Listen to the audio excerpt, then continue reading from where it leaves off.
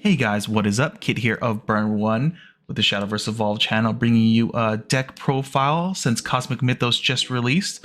We're going to start releasing a bunch of deck profiles for each craft, and obviously we're going to start off with one of the big contenders of the format, which is Egg Heaven. It got updated, it got new cards that very much help the deck in its process, so let's just get right into that deck profile.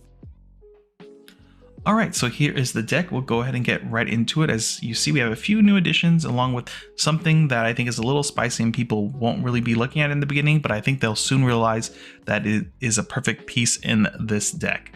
So obviously we still have the Actress Faria, our Fable Goblin. Card's very powerful. Anytime we can get this out and start putting counters on the board just feels super busted, and playing this on turn 1 doesn't feel bad as well. A new addition here in our one-drop package here is Andromeda, which is a very powerful card. This card creates such huge tempo swings because if you're able to play Andromeda and then play Egg Evo to clear the board, you do not lose your board anymore, which means you have a huge tempo swing. Not only are you dealing damage to your opponent and clearing their board, but you got to keep your own board in the process, and now they have to deal with your own board, which is incredibly annoying as well. And then worst case scenario too, playing this on 1 for tempo as a turn 1 play, still it doesn't feel great sometimes because you generally want to combo with it, but a lot of times their answer is you play this on 1 because you have this as a 1-drop, and sometimes this gets in for 4 to 6 damage if your opponent doesn't have an answer for it immediately. We're still playing Bellringer Angels. I personally really like playing a more defensive early game package, so I like Bellringer Angels, but if you're more inclined to play more of aggressive 1-drop line, honestly, playing Goblin here wouldn't be too bad, or just playing like the amulet that creates Stormbirds is very good. Otherwise, I enjoy Bellringer Angel a lot because not only does it slow down aggression, it is also a key piece in removal, because with an Evo slot, we get to play the Evo of it, which deals 2 damage to something, which gets rid of a lot of things early game, and it helps us keep that tempo advantage against aggro opponents and like slowly burn them out that way. We play one of Dark Offering just because having this simple combat trick is very good. Healing 3 suddenly when your opponent didn't expect it is very good. You get to draw a card, adds a little bit consistency, as well as we can have key targets in this deck we could remove, such as Alice's Adventure, as well as Bellringer Angels. Those are some easy targets to combo with that get very good value, because a lot of times we do not want Alice Adventure on the board and we'd rather spend a play point to remove it and draw a card that way and heal 3 instead of just using its secondary effect, which isn't very powerful. It doesn't come up very often, though occasionally it does come up, which is nice. Princess Snow White here, I still very much value Princess Snow White. I like the whole value game of playing Egg Haven in that sense, whereas this card is constantly coming back and recurring itself, especially if you move counters to it to keep giving it a Fable counter. So this is a 2-drop 2/2 ward that if it doesn't have a Fable counter, it has Fanfare, gain +1/+1. Otherwise, if this card had a Fable counter on it when it gets last worded, so when it gets put into the graveyard, you put this into your EX zone instead, and then it comes back as a 3/3 ward, which is quite annoying. So we get to have extra recursion through this way. So when we are forced to Egg Evo early, Princess Snow White along with Bellringer Angel are both perfect cards to have on the board when we don't have Andromeda, because we don't always have Andromeda. If we get the high roll and get to have like a really nice board with Andromeda, that's obviously what we want, but sometimes you don't have the opportunity to do that because your opponent puts too much pressure onto you on turns like 3, 4, and 5, and you just have to clear their board. Having Bellringer Angels out and Snow Whites on the board means we don't necessarily lose all our cards. We'll just either get to draw cards or our Snow Whites become 3/3s that we can play later on. Alice's Adventure is like the best worst amulet in the deck because it lets us search out our Alice's and other strong Fable cards. What's so good about this is on turn 2, especially when you're going second, you get a turn 2 search for an Alice added to your hand, turn 3 Alice Evo immediately, which is a really powerful play. So obviously we still want this card. Occasionally, like I said, the secondary effect, which is pay 1, tap it, and then send this to the cemetery. You select the Fable Flower on the field and give it Rush and a Cell. Still a solid effect overall. It just doesn't come up that often, so it's annoying to remove this card. That's why we have like the Dark Offering to remove it if we want. Obviously, I feel like this is the poster child for the most part of Fable, because if you're playing Fable, you're playing Alice here. Alice Wonderland Explorer is such a powerful card. When it comes into play, you put a Fable counter on it, and then it has the effect that you can remove a Fable counter and put it to another Fable follower on the field or in your EX area, which is really, really strong. And then obviously the Evo, which we play as a 3 of, on Evo, top check 4, add up to 2 Fable cards among them into your EX area and put the remaining on the bottom of your deck in any order. And it still has the ability to move Fable counters around. It becomes a solid 4/4, which is like basically like all we can really ask for a 3-drop that evos, and we get 2 cards off of it most of the time, which is really, really powerful. That way we put a lot of cards into our EX area, so we're essentially drawing 2 in a sense. And then if we were forced to egg evo, when we ditch our hand, we still have all those cards to play in our EX area, so it doesn't feel that bad when we're forced to egg evo. So this is a new inclusion that I felt was very, very powerful for the deck. Some people might find this card a little bit awkward in the deck, but after testing it a bit, I've really enjoyed it so far, and I'm going to continue playing the version with Goblin Princess here. So what makes this card so good, the stats are not amazing, but it's still a body your opponent has to deal with. But on Fanfare, you select a neutral craft follower that costs 1 play point or less and put it onto your field from your deck. So some really great pieces obviously is Faria, as well as Bellringer Angel. Being able to just slam Goblin Princess and summon a Bellringer Angel to protect your guys is insane value.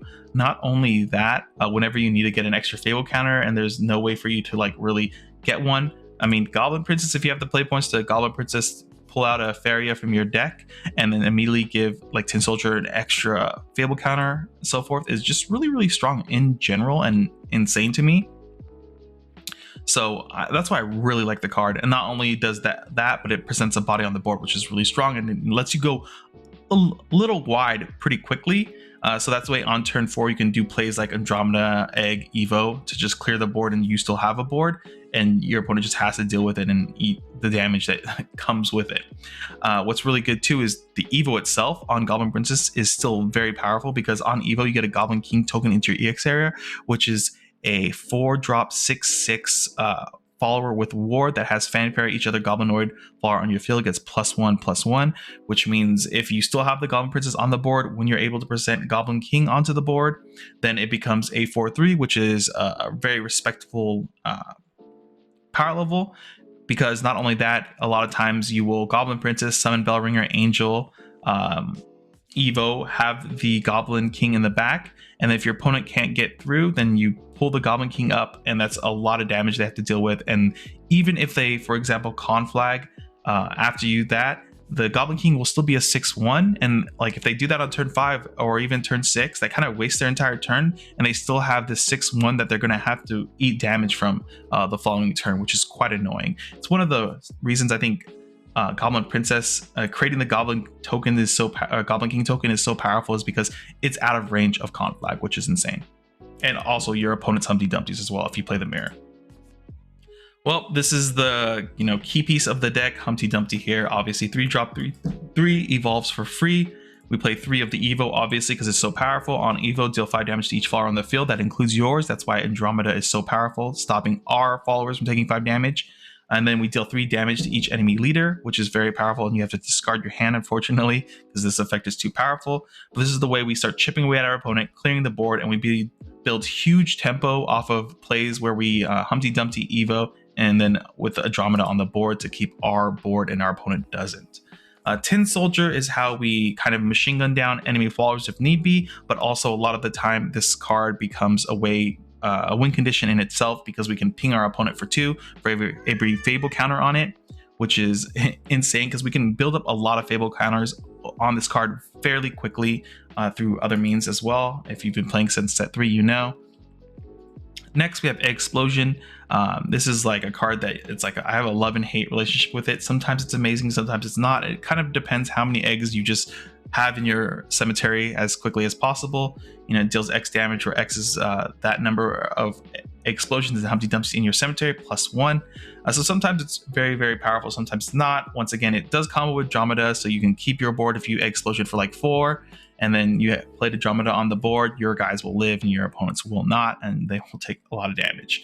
Explosion, like adds slight extra reach as well, you know, to end the game, because when it gets late in the game, usually you have at least 3 Humpty Dumptys in there, maybe 1 explosion as well. So you end up doing like 4 to 5 damage, you know, towards the end of the game playing explosion. March Hare's Tea Time, such a powerful card. On play, top check 5, add a 5 cost play point follower or less from there onto the field, Fable Flower that is, and then put the remaining on the bottom of your deck in any order. Really powerful card. It just gets us a lot of really key pieces in our deck. Gets us things like Pinion Prince, which is insane because we get extra value off of that coming in the board. We get to cheat it out a turn early essentially, and then get to bring something back like a Tin Soldier into the X zone, and it'll gain a counter, which is very, very powerful. Or even Alice's gain an extra counter, so we can move it around later. As well as Odette, which is a very insane card as well. I really like this card. I might actually swap around the number of Pinion Princes and Odettes, just because I feel Odette's such a powerful card. One, and not only does it heal you, it heals your followers essentially, and it can sometimes get your cards like Humpty Dumpty out of range of immediately losing your board. If they're like at 4 health, you give it +2 health, and then Explosion. That feels all right, because you still get to keep your board even though it's quite weak at that point. A lot of times they're left with like 1 or 2 health left. Still very good. Odette also does not immediately get removed by a like Conflag, which is a very annoying thing, or our opponent's explosions. But yeah, so I kind of talked about Odette already. Pinion Prince, once again, is a card where we recycle a lot of key pieces, because a lot of our key things, Fable followers are 3 play points or less, and it getting a Fable counter is always very big. Big one being Tin Soldier. Finally, I'm playing a 1 of Dark Jane. This is a new edition. I just recently decided to start testing, and I'm on the fence about it still, so I don't know if this is where it needs to be. But it's still a really good card that combos with Andromeda very well. It also provides extra reach, especially if you already have a board built up. So you get a like deal, if you play Andromeda and you're able to play this, you deal 2 damage to the board, but your followers won't take the damage now, but they'll all still get the +2 attack to get extra reach. So if you have like 1 or 2 followers on the board, even if they are, for example, like even if they're Bellringer Angels or something like that, or even Goblin Princess, so that's another reason why I really like Goblin Princess, because if you play Goblin Princess as Bellringer Angel, they don't really remove it because they don't think it's a threat. Next following turn, you Andromeda plus Dark John. That's a scary board immediately. They're going to take a lot of damage from the pump, as well as on Evo, if you have 5 or more health, you can select the enemy follower on the field. You deal 4 damage to it and each leader. So this adds extra reach on top of that, which I really like, actually. A lot of times there are games where I'm like, oh, I just need a couple extra points of damage here, especially if our opponent is doing a lot of healing to hopefully not get burnt out. Sometimes this is what you need to just close out the game that way. It's very strong. I personally like it a lot. I'm also considering testing Lucifer in this slot as well if I don't like the Dark John. But what I like about Dark John is that if I have a board that doesn't look scary to my opponent, suddenly Dark John comes out with Andromeda, and now my board is insanely scary and they have to answer it or they'll lose the game, or it's a huge tempo swing in damage that way. So yeah, this is the new updated deck. This is what I'm currently playing. I really like the numbers in this deck and everything so far. I'm not immediately looking at making any huge changes. The only thing, like I said right now, is I'm testing a 1 of Dark John, because I do think it's fairly powerful in this, and it gives us another card that combos with Andromeda, as well as I'm considering Pinion Prince going down to 2 and Odette to 3, because Odette just feels so strong as well. So yeah, if you're struggling and you're not sure what to play for your Egg Haven list, I really consider trying this list out. Like I said, Goblin Princess, when you first look at it, you're like, I don't know, and then listen, you're gonna play Goblin Princess, and you're gonna love it. Trust me, Goblin Princess is insane. With that being said, guys, hope to see you guys in the next video. We're gonna have deck profiles coming out all this week. I don't know if it'll be every day, but I'm gonna be releasing them as soon as possible, as soon as I get them done, so you guys can, you know, enjoy and build your decks if you don't know where to go with the set 4 stuff. Hope to guys see you in the next video. Remember to like, comment, subscribe, and all that, and see you guys later.